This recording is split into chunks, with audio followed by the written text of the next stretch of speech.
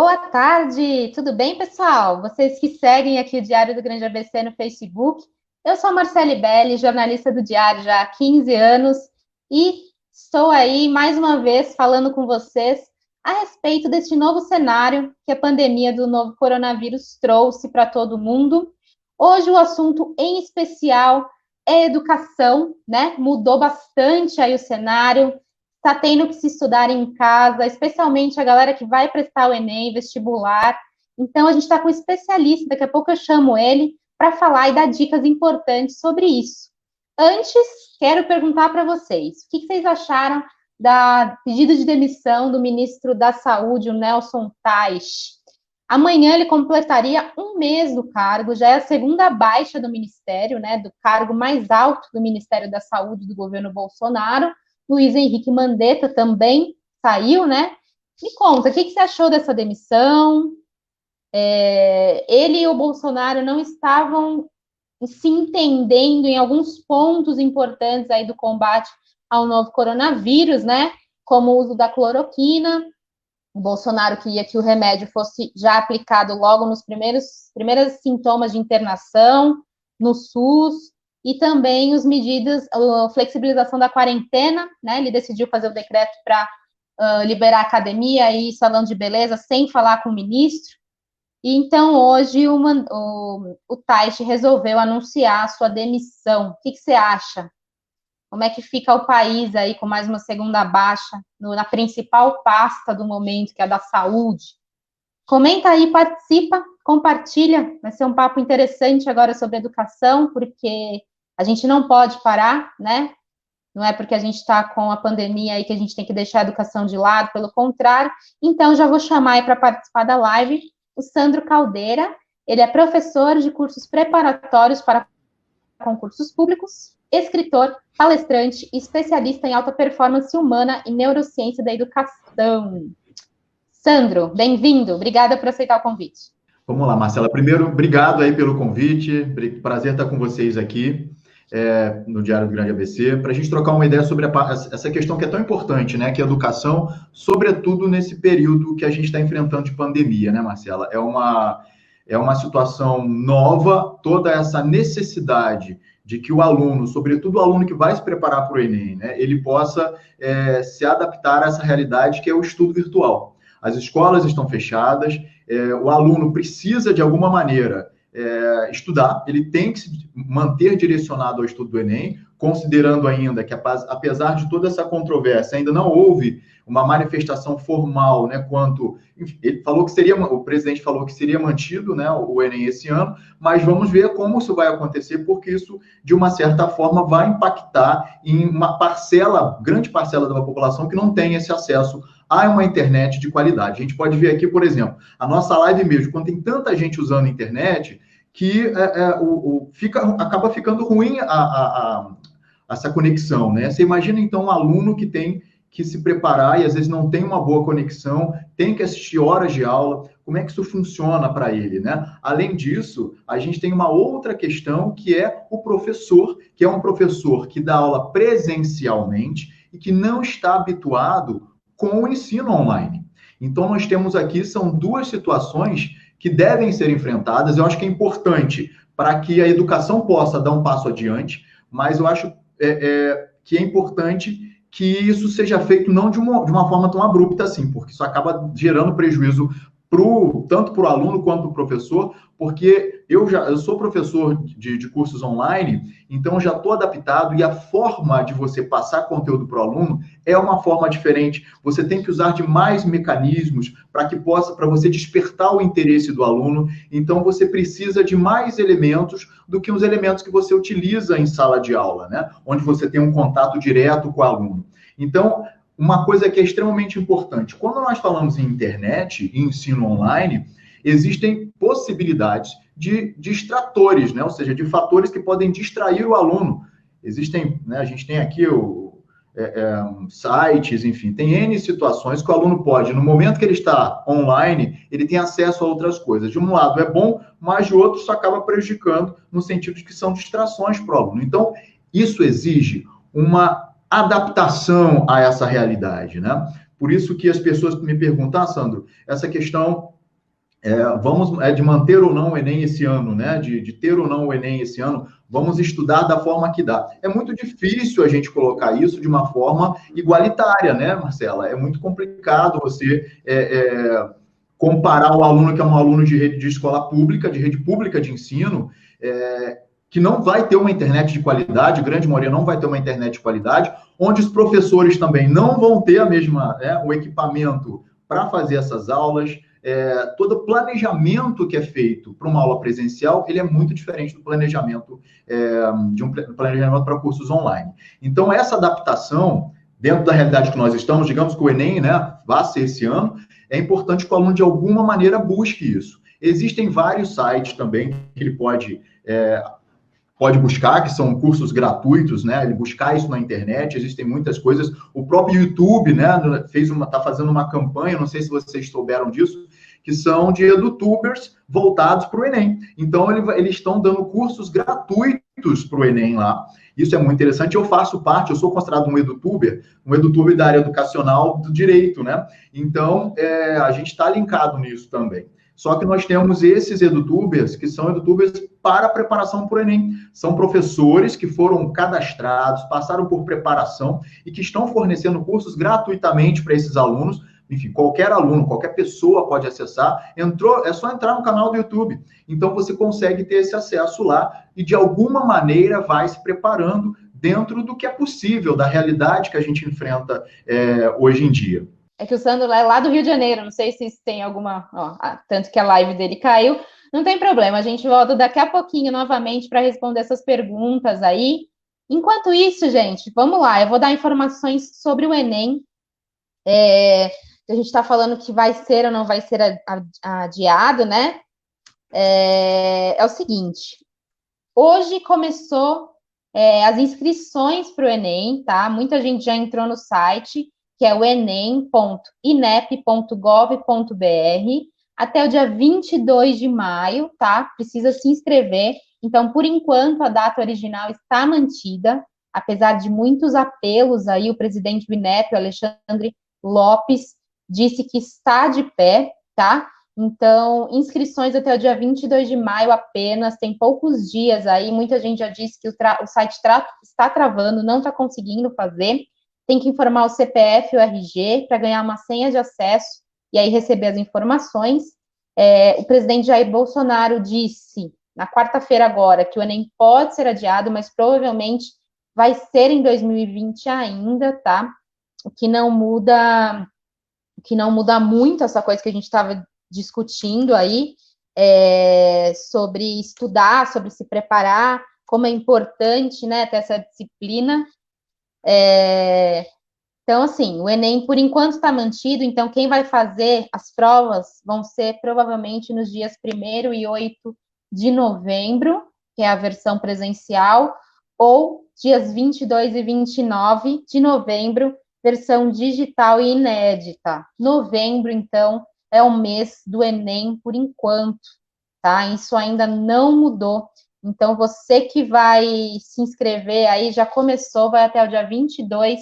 Vou repetir o site aqui para vocês do INEP, que é o https://, não tem o www na frente, tá? É https://inepe.gov.br. Então, enem.inep.gov.br até o dia 22 de maio, essa inscrição aí, por enquanto, prova mantida para novembro. Voltamos com Sandra aí. Estamos te ouvindo, estamos. Eu aproveitei que você caiu para falar um pouco sobre o Enem, sobre as inscrições que já começaram e estão dando problema. Por enquanto, o Enem está mantido para novembro, né? O Bolsonaro disse que pode ser que ele adiado um pouquinho, mas que ele quer que seja em 2020, tá? Então, a gente estava falando sobre ver vídeos no YouTube, está com muito problema de conexão de internet, que é isso que a gente teve, né? E então dá dicas para esse pessoal, além dos vídeos do YouTube, como é que tem que ser a disciplina em casa, local de estudo, como é que funciona isso, Sandra? Tá, vamos lá então, gente. Olha, realmente, Andresa, você colocou aqui dicas para ajudar nos estudos, né? Eu estou bem preocupado, a escola está fazendo live Zoom, é bem complicado, muito barulho, trava, não ouve direito. É um problema realmente que está enfrentando, é mais um problema a ser enfrentado. Além do aluno ter que assistir aula, ele ainda tem que ter esse foco de ficar numa aula que é uma aula com muitas travas, né? Com essa conexão que não é uma conexão de qualidade. Fora as pessoas que não têm, né, a conexão e aí não conseguem assistir a aula. Então, assim, o que eu dou de dica, Andresa, primeira coisa, enfim, as aulas, o que puder assistir é importantíssimo, né? Agora, treino, com relação a Sandra, eu preciso saber, eu estou perdido, eu não sei o que estudar direito. Primeira coisa é você conhecer a prova. Conhecer a prova que você, né, que o seu filho vai fazer, ou que a pessoa vai fazer, e buscar, então, provas anteriores que caíram do Enem, saber o conteúdo que é cobrado no Enem, para que você possa, a partir daí, estudar, fazer provas anteriores é importante. Além disso, a gente sabe que não cai só essa questão de teoria na prova, ela cai também atualidade. Então, além disso, é importante que que os alunos estejam atualizados. E aí, uma dica que eu dou que é treino de redação, né? A gente sabe que redação é uma questão que é cobrada, então é importante que o aluno faça o quê? Que ele treine, o estudante treine essas redações. E aí pode fazer o seguinte, o que é uma dica boa? Pegar temas que já foram cobrados no Enem, para você fazer, para o aluno poder fazer a redação, que ele vai treinando, porque é importante ele conseguir, além de pensar, colocar no papel aquilo que ele está pensando de uma forma clara. Isso é importante, né, na hora da correção da prova. Então, ele treinar questões anteriores que já foram cobradas e pegar temas atuais que estão acontecendo, pandemia, que é um bom tema, né, de prova, enfim, isolamento social, afastamento social, pegar esses temas que estão acontecendo e escreva sobre isso, né? Porque ele já vai fazendo um treino. É importante o aluno conseguir colocar no papel aquilo que ele pensa. Você ter essa ordenação, né, do que você está pensando e conseguir transferir isso para o papel. Isso é uma questão que é importante. E nesse momento, como você não vai ficar fazendo um treino, né? Pode ser que tenha escola que treine redação, você mande por e-mail para o professor ver, isso é possível, mas se não estiver fazendo, treine você mesmo, né?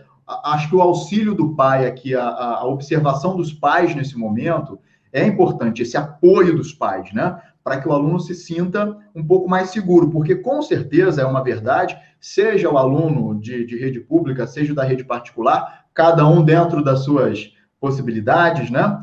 Se sente inseguro, né? Porque não está tendo aula direito, da forma, né, que teria que ter.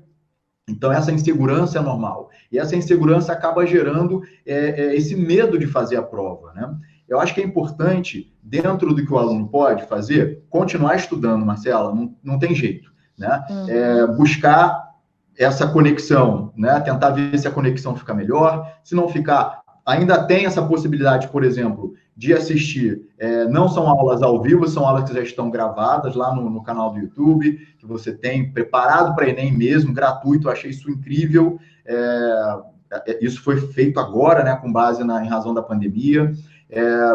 Uma questão que é interessante também para o aluno, né, conseguir melhorar, porque eu acho que a primeira barreira que ele tem que enfrentar é essa nova realidade. Eu acho que, assim, acaba que as coisas mudaram um pouco, né? Porque a gente está dentro de uma nova realidade, para a gente poder lidar com essa realidade. E aí as técnicas de estudo vão auxiliar, mas a base de tudo ele tem que ter conteúdo. O aluno tem que ter o conteúdo para, a partir daí, ele poder, por exemplo, fazer mapas mentais, que são ótimos. Os mapas mentais são excelentes para a memorização do aluno, de fórmulas, enfim, de vários temas das matérias que são cobradas na prova, seja do Enem ou de qualquer outra área.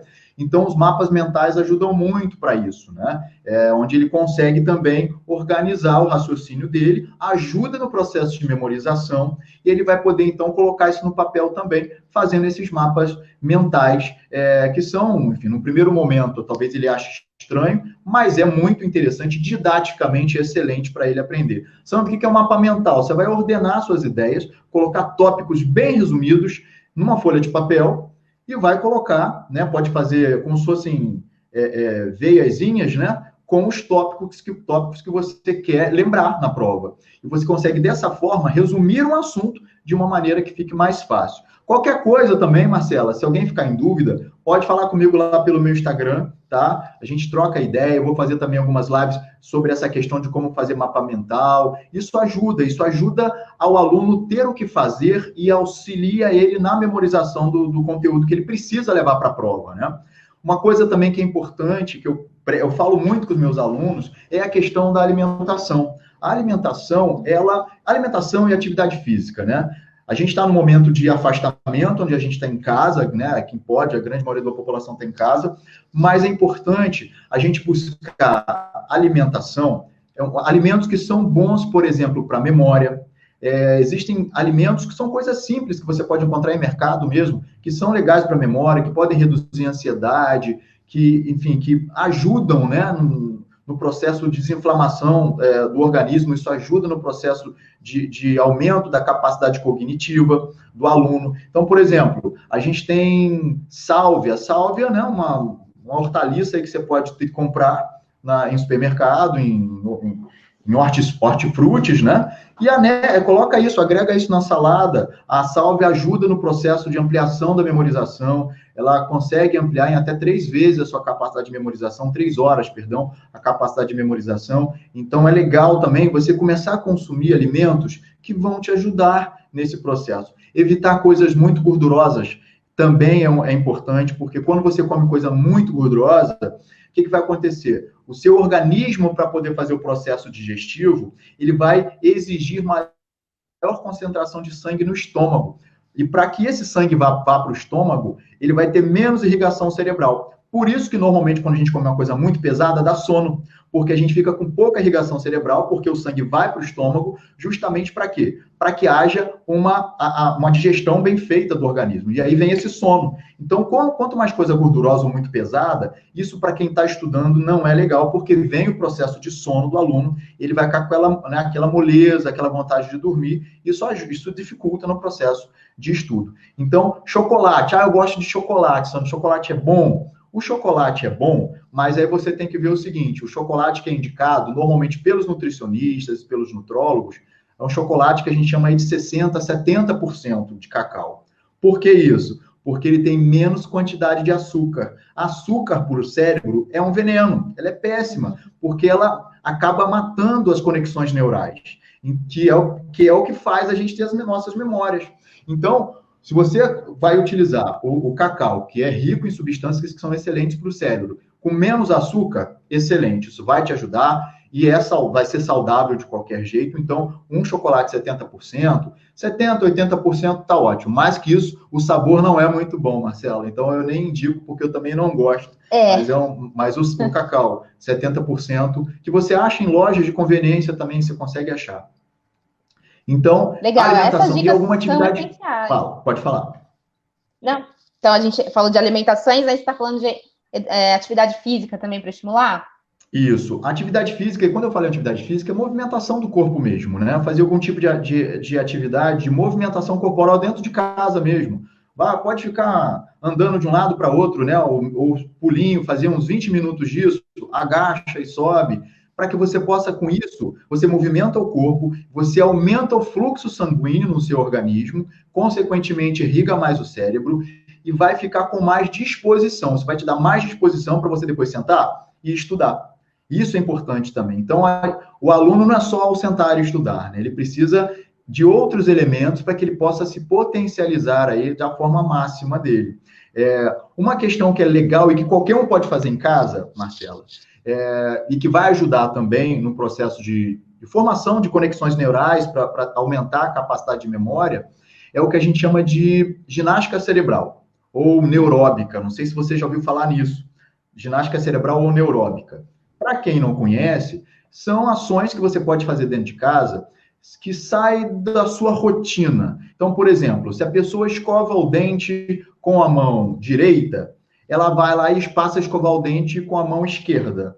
E aí, escovar mesmo o dente normal. Ou seja, já trocar a mão do que ela está fazendo, o cérebro, ele não reconhece porque normalmente a gente automatiza tudo que a gente faz, né? A gente vai lá e consegue escovar o dente de olho fechado. Quando você muda a sua mão, o cérebro, opa, coisa nova na área. Preciso formar novas conexões neurais. Então, novas conexões são formadas, isso mantém o cérebro ativo, isso ajuda no processo de fixação de conteúdo.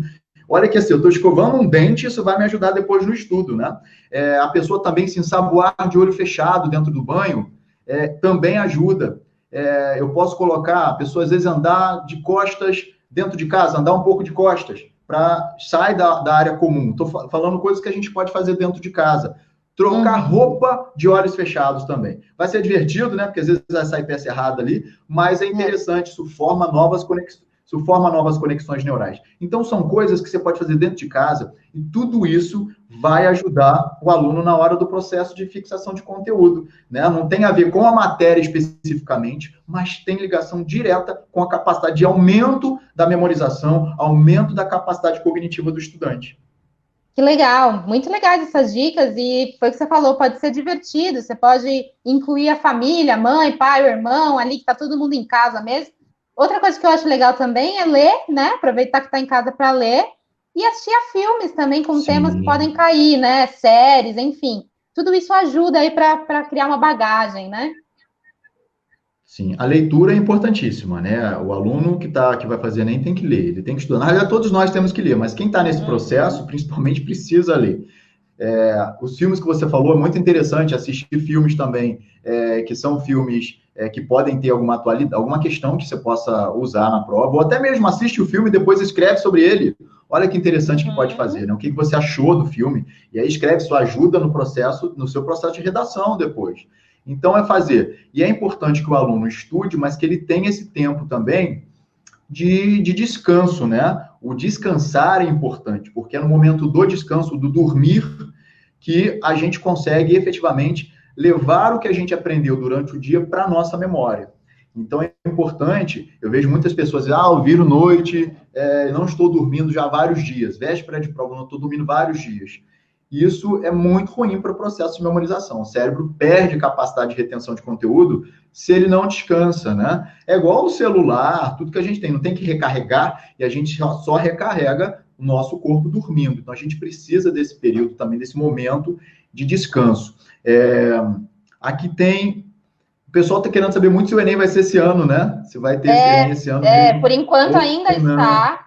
Ainda está. E a mãe perguntou, será que eu faço a inscrição da minha filha? Olha, a recomendação é que se faça, sim, porque não se sabe como vai ser, né? Então, é melhor você inscrever e depois ver como é que vai ficar, do que deixar passar essa oportunidade. Então, a minha sugestão aí é que faça a inscrição. A inscrição custa R$85 no site que eu já falei para vocês, mas eu vou repetir, é https://enem.inep.gov.br até o dia 22. Então, faça a inscrição da sua filha e compartilhe essas dicas aí que o Sandro deu, que são bem interessantes. E eu acho que serve para todo mundo, mesmo para quem não vai prestar vestibular, porque manter a sanidade durante uma pandemia é muito complicado. O sono vira do avesso mesmo, as pessoas ficam angustiadas. Então, além de você ficar preocupada com uma prova, com o vestibular, a gente está preocupado com o que está acontecendo no mundo. Então, essas técnicas aí, eu acrescentaria técnicas de meditação também, tentar desconectar um pouco o celular antes de dormir, para poder já começar a baixar a ansiedade. Eu acho que tudo isso é muito válido, Sandro. Eu agradeço muito a sua presença, e se você quiser deixar um recadinho aí, pode deixar. Eu que agradeço, Marcela. Você falou aí muito bem da meditação, uma coisa que eu também utilizo com os alunos. E o pessoal, gente, eles podem buscar aí meditação em aplicativos de celular. Você tem aplicativos gratuitos que vocês podem fazer essa introdução à meditação. E a meditação é muito boa, não só para a gente ficar mais relaxado, né, no sentido, apesar de ser um relaxamento desperto, bom para a gente, para desenvolvimento de foco. Às vezes o aluno não tem foco, a pessoa não tem foco no que ela está fazendo, e a meditação ajuda muito nisso. Então, existem aplicativos que você pode baixar, bota lá no seu celular para você baixar, e tem aplicativos que você pode fazer com essas noções básicas, com treininhos básicos de minutos, 5, 10 minutos por dia, para você poder fazer em casa. Esse momento é excelente para isso também, aproveitar que está em casa, né, Marcela? Eu quero agradecer o convite mais uma vez de vocês, obrigado pelo convite. Obrigado por todos aí do Diário do ABC. Lembrando que qualquer dúvida que as pessoas tiverem, se quiserem falar comigo, podem falar pelo meu Instagram, que é o @Sandro agradeço a presença do Caldeira, e a gente Sandro aí, a gente conversa não lá. conseguiu ouvir esse finalzinho, uma pena, mas muito legal aí o que ele disse. Eu agradeço você a companhia também. Agora, neste exato momento, o Nelson Teich deu uma declaração, falou sobre a saída dele do Ministério da Saúde. Acompanhe o nosso site www.dgabc.com.br. Ele disse que deixou um plano pronto já, nesse menos de um mês aí que ele ficou no cargo, para que se toque aí em relação ao enfrentamento do novo coronavírus. Eu agradeço a sua companhia, peço desculpa pelos problemas técnicos. Como eu disse, a gente depende muito de conexão para fazer dar certo. E é isso. Mais tarde eu entro novamente com mais notícias do Brasil, do mundo e principalmente do nosso grande ABC. Até a próxima.